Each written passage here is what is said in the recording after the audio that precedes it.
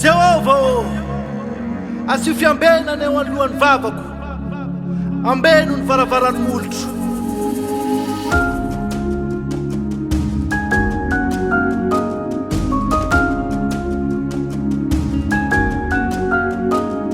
Ny vava mamaritrano avy rehetra tandremony vava, zay lazaina mitrangana maizina io na mazava.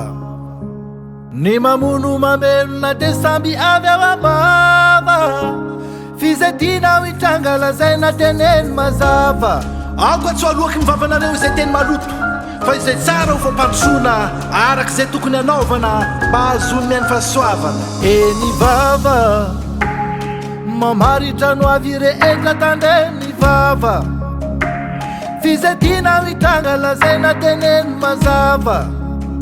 Eo no anorenana sady mbola eo ihany koa ny mandava, de ninonoariny zao rety zao ka tsy atao agaga. Tenho ihany nenolovay utunga nubufo, tenho ihany nanasitrana nani marahale, tenho ihany nunanaga nanani mahate, tenho ihany nenunanova nafagagana vedabe.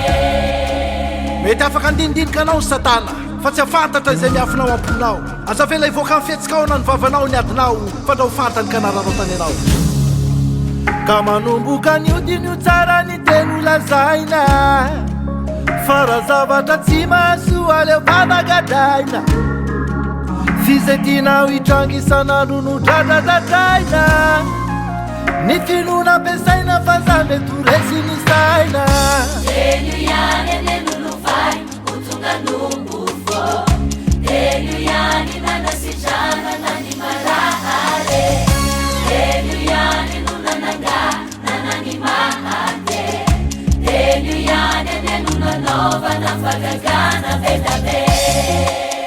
Eo ambavanao ny fitahina sy ny famonjenanao, ny anjaranao dia baiko ka milaza hoe za dia olona salama, ambinina, mavokatra, voatara, handresy, ary fitahinao any hafa miavaka.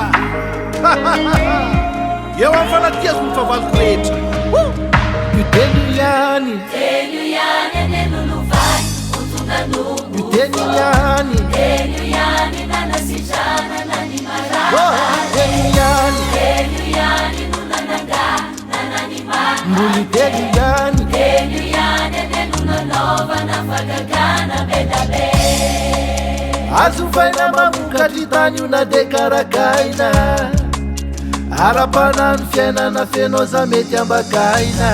Tenho ihany nenolovay utunga nubufo, Teny ihany, tenho ihany nanasitrana nani marahale, teny ihany, tenho ihany nunanaga nanani mahate, teny ihany. tenho